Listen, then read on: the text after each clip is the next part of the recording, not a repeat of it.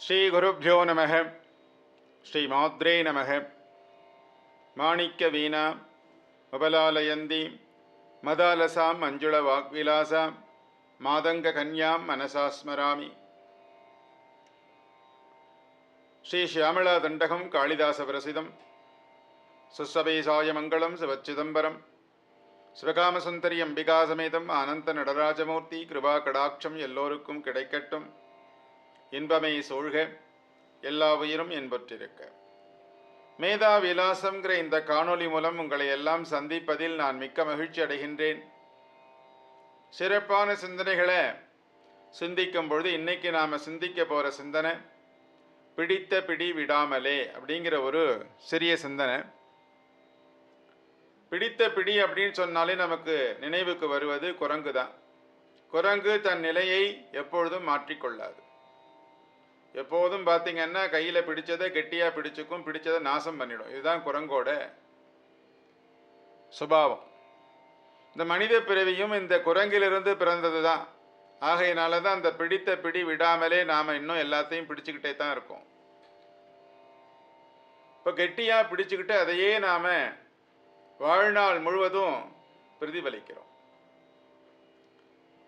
மனிதனுடைய எண்ணங்கள் மாற்றிக்கொள்றதுல துளி கூட அவனுக்கு அதில் ஈடுபாடு கிடையாது. தான் பிறக்கும்போது என்ன குணத்தோடு பிறந்தானோ அதே குணத்தோடு இறக்கும் வரை போகிறது தான் அவனுடைய தாத்பரியமாக இருக்குது. இப்படி இந்த பிடித்த பிடியை விடாமல் இருக்கிறதுனால என்ன பலன்கள் கிடைக்குதுன்னு நாம் பார்த்தோம்னா அவதி தான். அவன் தன்னுடைய மனித நிலையை விட்டு காருண்ய ஜீவனாக மாறணும் அப்படின்னு எத்தனிக்கணும்னா அவனுடைய பிடித்த பிடியை விடணும். ஆனால் அவன் அதை விட்டு அகல்றதே கிடையாது. மனிதன் எண்ண குவியல்களால் ஆனவன். மனதில் பார்த்தீங்கன்னா நிமிடத்துக்கு நிமிடம் அப்படியே எண்ணங்கள் மாறிக்கொண்டே இருக்கும். குரங்கு போல மனமானது அலையும். அதனால தான் குரங்கிலிருந்து பிறந்தவன் மனிதன்னு சொல்கிறாங்க. விஞ்ஞான ரீதியாகவும் சொல்கிறான், புராண ரீதியாகவும் சொல்கிறான். எண்ணங்களானது விகாரமாக மாறி மாறிக்கொண்டே இருக்கும். இன்னைக்கு ஒருத்தனை பார்த்தா பிடிக்கும், மறுநாள் அவனை பிடிக்காது. இப்படி எண்ண அலைகள் மனதில் எழுந்து எழுந்து அலைந்து கொண்டே இருக்கும். ஒரு நிலையே இருக்காது. அதுதான் மனிதனுடைய சுபாவம். அதனால தான் குரங்கோடு ஒப்பிட்டான் மனிதனுடைய நிலைமை. ஏன்னா மனிதன் குரங்குலேருந்து பிறந்தாங்கிறதுக்கு டார்வின் தேரிலாம் சொல்லணும்னு அவசியம் இல்லை. ஒரு குரங்கை பார்த்தா ஒரு மனிதனை பார்த்தாலும் ரெண்டு பேரும் ஒரே மாதிரி தான் செயல்பாடுகள் இருக்கும். ஒரு நிலையிலே அவன் மனமானது கட்டுப்பாடுக்கு வராது, அடக்கவே முடியாது.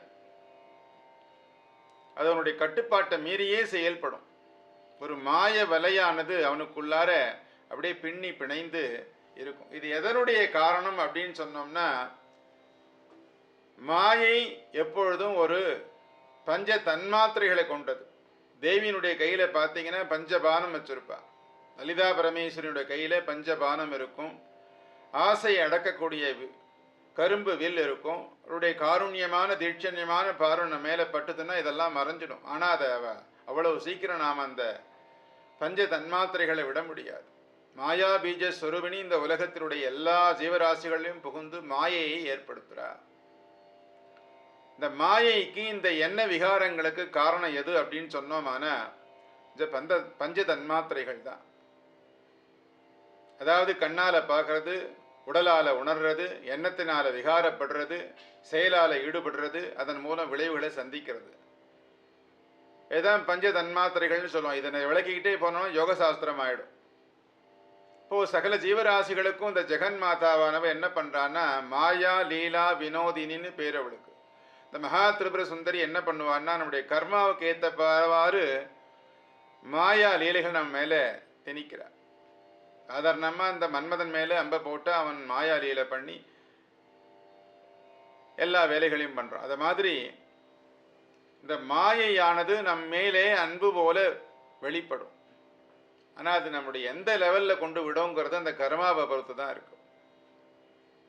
இப்போ இந்த மாயையை உருவாக்கக்கூடிய அந்த தேவி நம்முடைய கர்மாவின் பலன்கள் மூலம் அதை பிடித்து கொண்டே இருக்கும்படியாக செய்கிறார். இதுதான் காரணம். துன்பத்திற்கு என்ன காரணம்னு சொன்னால் நம்முடைய பிடித்த பிடி விடாமல் இருக்கிறது தான். செயல்பாடுகளாக இருக்கட்டும், கொள்கைகளாக இருக்கட்டும், இந்த மாறுபாடை நாம் மாற்றிக்கிறதே இல்லைன்ற காரணத்தினால்தான் நம்ம கர்ம பலனுக்கு அடிமையாகி பல அவதிகளை நாம் கொள்கிறோம். பிடிச்ச பிடி விடாமல் குரங்கு போல பிடிச்சிட்டு இருப்பான் சில பேர் கொள்கையை. மகாபாரதத்தில் எடுத்துக்கிட்டிங்கன்னா பீஷ்மர், துரியோதனன், திருதராட்சதன் எல்லோரும் பார்த்தீங்களா தங்களுடைய கர்ம பலத்தினாலே அவருடைய கொள்கைகளை விடாமல் கெட்டியாக பிடிச்சிட்டு இருக்கான். துரியோதனுக்கு துரோகம் பண்ணக்கூடிய எண்ணம், பிடித்த பிடி விடவே இல்லை. பீஷ்மர் கொள்கை, என்ன கதி போனாலும் இந்த தேசத்தினுடைய சிம்மாசனத்துக்கு காவலனா இருப்பேன். திருதராட்சன் கெட்ட எண்ணங்களே உருவானவன், பங்காளினுடைய பகையை மனதில் கொண்டவன். இப்படி சூழ்ச்சிகளில் கொண்டு பிடித்த பிடி விடாம கடைசி வரைக்கும் பிடிச்சுக்கிட்டு அல்லல் பட்டான். இது மகாபாரதத்தில் பிரத்யட்சமா தெரியுது. அதன் விளைவுதான் யுத்தம். நன்மைக்காக கொள்கையை பின்பற்றுவதும் தீமைக்காக கொள்கையை பின்பற்றுவதும் எல்லாம் கர்ம வினைதான். அதனுடைய சூத்திரதாரி யாருன்னா இந்த பஞ்ச தன்மாத்திரைகளை பஞ்சபானமா கையில வச்சிருக்காள தேவி, அவதான் அதுக்கு. அந்த மாயா பீஜ சுருவனுடைய லீலா வினோதங்கள் தான் ஒவ்வொரு மனிதன் தன்னுடைய நிலையை மாற்றி மாற்றி மாறிக்கொண்டே தன் கர்ம வினைப்படி வாழ்ந்து சலித்து இறக்கின்றான். விஸ்வாமித்திர மகரிஷி பார்த்தீங்கன்னா, விஸ்வம்னா உலகம், மித்திரன்னா நண்பன், எல்லாருக்கும் தெரிஞ்ச விஷயம்தான். உலகத்திற்கே நண்பனாக இருக்கிற அந்த விஸ்வாமித்திர மகரிஷி தியாகத்தினுடைய மறு வடிவம் தான். நாம் இன்னைக்கு தினந்தோறும் காயத்ரி மந்திரம் சொல்றோம். இந்த காயத்ரி மந்திரம் வேதத்துக்கு நிகரானது. அந்த மகரிஷி தன் கர்ம வினையினாலே வாழ்க்கையில ஏற்றம் தாழ்வு ஏற்றம் தாழ்வு அப்படின்னு அனுபவிச்சார். அதுக்கு என்ன காரணம் அப்படின்னு சொன்னோம்னா, கொள்கையே பிடித்த பிடி விடாம கெட்டியா பிடிச்சிட்டு இருக்க. வசிஷ்டர் வாயால பிரம்ம ரிஷி அப்படிங்கிற பட்டம் வாங்கணுங்கிற ஒரே காரணத்துக்காக ஒரு அரசன், திருசங்கு என்ற அரசனுக்கு ஒரு தனியா ஒரு சொர்க்க பூமியை உருவப்படுத்தினார். அதன் மூலம் அவருடைய தியாகத்தினுடைய மனப்பான்மையின் மூலம் அவருடைய தவ வலிமையெல்லாம் பறந்து போயிடுது. அப்படி பெரிய அளப்பரிய செயல்களை செய்தார். எதுக்கு காரணம்னா, அதில் பார்த்தீங்கன்னா ஈகோ. அது மாதிரி பல துன்பங்கள் அவருக்கு வாழ்க்கையில சோதனையா வந்தது. விஸ்வாமித்திர மகரிஷி மேனகையினுடைய வலையில வீழ்ந்து சகுந்தலைக்கு தகப்பனாக மாறி மகளை காட்டுல விட்டுட்டு பெரிய சிக்கல்ல அவதியுற்றார். வசிஷ்ட மகரிஷியோட தர்க்கத்தில் ஈடுபட்டு தன் தவ வலிமையை காட்டி திருசங்குக்கு சொர்க்கலோகம் அமைச்சு கொடுத்து தன் தவ வலிமையை இழந்தார். பிறகு மீண்டும் தவம் செய்து வலிமை பெற்றார்கள். இது புராணம். இப்படி கோபம், பொறுமையின்மை அவரின் அனைத்து துன்பத்திற்கும் காரணமாக இருந்தது. இந்த கோபம் பொறுமையின்மைக்கு அடிப்படை காரணம் பிடிவாதம் தான் காரணம். அந்த அடிப்படை குணம்தான் மனிதனை அந்த பிடித்த பிடியிலிருந்து விடாம வச்சுக்கிட்டே இருக்கும். இதை கொண்டுதான் மனித உலகம் அவதியுறுது. பிடிவாதம் பிடித்த பிடி விடாமல் இருக்க மனிதன் இன்னல்களுக்கு வழிவகுக்கிறான். ஒவ்வொரு மனிதனும் பார்த்தீங்கன்னா தன் கர்ம பலனை கொண்டுதான் ஒரு பிடிவாத குணத்துல சிக்கி இருப்பான்.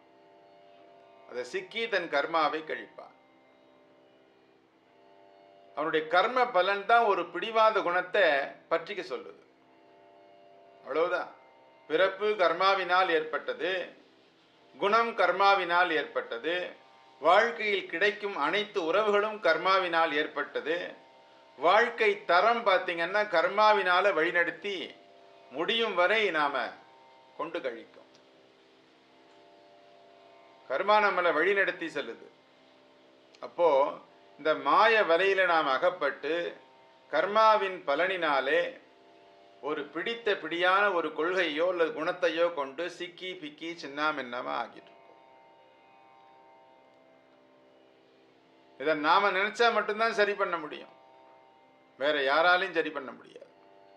அதுக்கு ஒரே வழி என்னன்னா, மனசுல தியாக மனப்பான்மை, விட்டு கொடுக்கும் மனப்பான்மை, இவைகளை நாம வளர்த்துக்கணும். அதெல்லாம் அவ்வளோ சீக்கிரம் நம்ம விட்டு போகாது.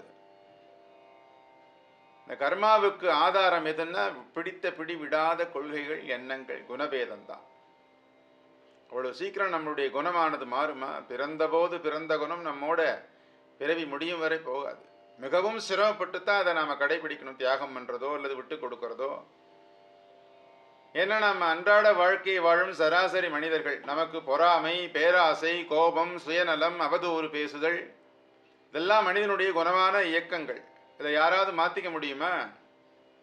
எப்படி இருந்தாலும் கொஞ்சம் வாசனை அடிக்கிறது போல நம்முடைய குணமானது ஒரு நேரத்தில் காமிச்சிடும். அவ்வளவு சீக்கிரம் நம்ம விட்டு போகாது. இதை பர்சன்டேஜ் தான் நம்ம குறைக்க முடியும். சதவிகிதமாக தான் நாம் அதை குறைச்சாக முடியும். உடனடியாக ஒரேடியாக குறைக்க முடியாது நம்மால். ஆனால் என்னன்னா, நம்ம வாழ்நாளில் கடைசி பகுதி வரைக்கும் இதை இழுத்துட்டு போகக்கூடாது. நடு வயதிலேயே பார்த்தீங்கன்னா அந்த குணபேதகத்தை மாற்றிக்கணும், கொள்கையை விடணும். ஒரு நடுத்தர வயதுக்குள்ளாரே இதை முடிச்சிட்டோம்னா மீதி இருக்கிற வாழ்க்கையானது செம்மையாக இருக்கிறதுக்கு வழிவகுக்கும். கொள்கையை பிடிக்கிறதுனாலையோ குணத்தை பிடிக்கிறதுனால நமக்கு கிடைக்க போகிற நன்மைகள் என்னவோ கிடையாது. கெடுமைகளும் தாராளமாக ஏற்படும். சுற்றி பற்றி பகை ஏற்படும், உறவுகள் விலகும். இதுதான் காரணம். இந்த குணங்கள் நம்மை பிடித்த பிடி விடாமல் இருக்க அதை அட்டை போல ஒட்டிக்கும். அந்த குணம் அட்டை ஒட்டிக்கிச்சுன்னா உப்பை சேர்த்து தான் கொஞ்சம் கொஞ்சமாக அதை உடலை விட்டு பிரிப்பாங்க. அட்டைப்பூச்சி ஒட்டிக்கிச்சுன்னா மேலே கொஞ்சம் உப்பை போட்டோம்னா கொஞ்சம் கொஞ்சமாக விடும். அதுபோல தான் நாம் இறையாண்மையை கொஞ்சம் கொஞ்சமாக நம்முடைய மனதிலே சேர்த்து, தார்மீக எண்ணங்களை மனதில் சேர்த்து, இறை ஆற்றலை நம் உள்ளே செலுத்தி, அந்த பிடித்த பிடியாக இருக்கின்ற குணத்தை கொஞ்சம் கொஞ்சமாக தளர வைக்க வேண்டும். ஒரு அருமையான எடுகோள் காட்டுறேன் பாருங்க. பீஷ்மர் பெரிய மகானுபாவர். உலகத்தில் யாரும் அவரால் ஜெயிக்க முடியாது. எப்பொழுது தனக்கு இறப்பு வேண்டும்னு அவரே தீர்மானிக்கணும். இப்படிப்பட்ட உதார புருஷனர் அவர்.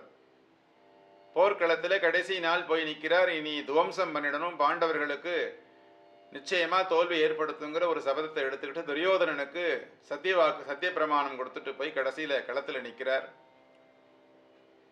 பந்தாடுறார். எல்லாம் பாண்டவர் சேனையெல்லாம் அப்படியே துவம்சம் ஆகுது.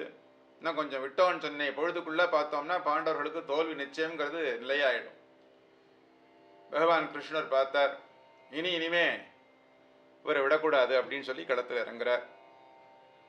அப்போ பீஷ்மர் எதிரே போய் அந்த கிருஷ்ண பகவான் நிற்கிறார். அப்போ பார்த்தீங்கன்னா விஸ்வரூப தரிசனம் காட்டுறார். உலகம் யாவையும் தன்னுள் அடக்கம் அப்படிங்கிற அந்த மாயா சொரூபத்தை பீஷ்மருக்கு காட்டுறார். அப்போதான் அவருக்கு அந்த விஸ்வரூப தரிசனம் கண்டவுடனே மாயையானது விலகுது. நாம் யார் அப்படின்னு அவருக்கு புரியுது.